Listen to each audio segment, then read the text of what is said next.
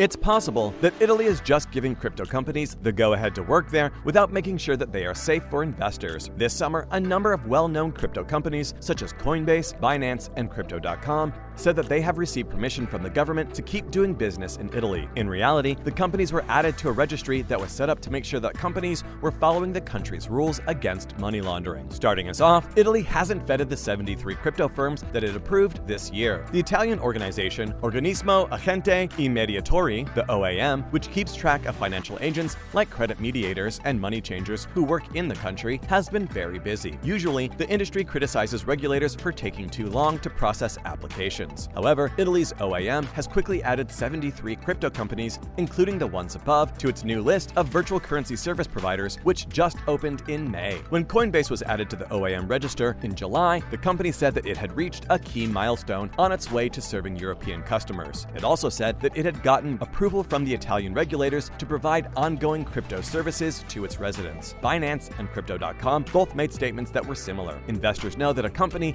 has been checked out by the right authorities in the country if it has regulatory approval or is registered with a local regulator. But in Italy, regulatory approval, which is mentioned in these statements, might not mean as much as it sounds like it does. Even though it is now required to register with the OAM in order to keep doing business in the country, no company was checked out before being added to the list. The OAM told CoinDesk that it is still deciding how to get the right information from companies and that it probably won't start getting information until next year. This means that Italy's watchdogs are not keeping an eye on the flow of funds or putting in place controls to stop criminals or other bad people from using these platforms to move money. As far as I know, Italy is probably the country with the easiest process. Francesco Dagnino, the managing partner at Lexia Avvocati, a law firm in Milan that handles applications for about 16 of the 72 firms on the OAM list, said it's just a registration. The Italian registration process is, quote, very light compared to other jurisdictions. Dagnino said the Italian registration process doesn't have any special requirements, like operational integrity or anti-money laundering (AML) standards that must be met. In comparison, France's equivalent crypto registry, run by the Autorité des Marchés Financiers, the AMF, requires companies to fill out 4 different forms about their operations: executive management, major shareholders, and internal AML controls. Some international platforms, like Binance and Crypto.com, have also met the requirements to register with the AMF. Back in 2009, Bitcoin came with a manifesto that said it would change the way traditional finance worked. The manifesto may have predicted a crypto industry that took pride in protecting privacy and avoiding the institutions and regulators that led to the 2008 economic crisis. But the business has come a long way, from small niche networks to a global market worth billions of dollars. As the crypto world grew and more people joined its complicated folds, the centralized trading exchanges started showing off their regulatory approval as a badge of honor. This showed investors that these companies are safe and that they follow the anti-money laundering or investor protection standards set by the jurisdictions in which they operate. When some of the biggest players in the crypto industry and market prices fell at the same time during the coldest crypto winter on record, the news that a regulator had approved a crypto platform seemed to carry even more weight than usual. After the company was added to the OAM list, the company that made the sports token, Socios, said that Italian regulators had approved it and the price of football fan tokens went up, a spot on the registry. Italy's new rules against money laundering for virtual asset service providers, VASPs, that do business in the country went into effect in February. The Ministry of Economics and Finance ordered that a special list be made for cryptocurrency firms. Once the OAM opened the list in May, all crypto companies operating in the country and those that wanted to join the market had to apply for registration. VASPs that were already providing services to Italians had to fill out an application by July 15th to be added to the registry. Once an application is sent in, the OAM has 15 days to decide if the person can join the roster or not. The application needs 10 pieces of information, including the company name, a tax or fiscal code, which can be easily gotten at an office of the country's revenue agency, an email address, any physical points of operation, such as ATMs, and a website address, and most importantly, the applicant must also be given a registered office and, if different from the registered office, an administrative office in order to be put on the registry. If the VASP's office is in another EU member state, there has to be a permanent establishment in Italy. In short, the OAM said that in a written statement to CoinDesk that anyone who wants to be on the registry must have a place of business or a physical location in Italy. But that doesn't mean that the businesses are actually moving to Italy. The register shows that Binance has an address in the southern Italian province of Lecce, which is called Binance Italy LLC, but the business has no big plans for the office. In the OAM registry, both Crypto.com and Coinbase have put down the same local address, in the city of Parma, Italy, at Stradella Marsh 6 43121. A spokesperson for Coinbase told CoinDesk that the company does not have a physical presence in Italy and that the address belongs to the company's accountant. When asked for comment, Crypto.com spokesperson did not answer. OAM told CoinDesk that both companies have a permanent establishment in Italy, which means they meet the rules for registration. However, appearing on the registry is not a license. A spot in the OAM registry is a promise that regulators will check the company in the future to make sure it meets local AML requirements. The OAM says that the operators on the list are legally recognized as legitimate services in Italy. It also says that in the coming months, it plans to start collecting customer data and information on operations carried out by the companies. You don't get a license in the traditional sense. It doesn't mean that the regulators will look at you in a certain way, Dagnino said. Bitpanda, which is based in Australia, began doing business in Italy in 2021, is another big name on the list. It's important to remember that registering as a VASP with the OAM is not the end of the process. It's just the first step. Martin Erhold, the public policy lead at Bitpanda, told CoinDesk in an email, all VASPs will now be directly checked to see if they follow the AML rules and will have to show that their systems work. Bitpanda was one of the businesses that had been running in Italy for a long time before the register opened. Binance wouldn't say anything about taxes. Erhold says that registering with the OAM was a simple and smooth process, but he also said that not all companies have followed Bitpanda's example. Finally, as a bonus, crypto exchange OKX's website blocked in Russia, and the reason isn't disclosed. Roskomsvoboda, a local NGO that keeps an eye on online censorship, says that the website of OKX, a cryptocurrency exchange based in the Seychelles, was blocked in Russia. The IP addresses for OKX.com were blocked by the Prosecutor General's Office, number 73-3105-2022. According to the Roskomsvoboda's blacklist of websites, Tuesday was when the choice was made. We don't know why OKX is being banned, and the agency hasn't said anything about it in public before. CoinDesk couldn't find the original document, and OKX didn't respond to a request for comment. The ban is also in the official database of Roskomnadzor, which is Russia's agency for censoring the internet. Roskomnadzor's registry shows that OKX's website was blocked because of Article 15.3 of the Federal Law on the Information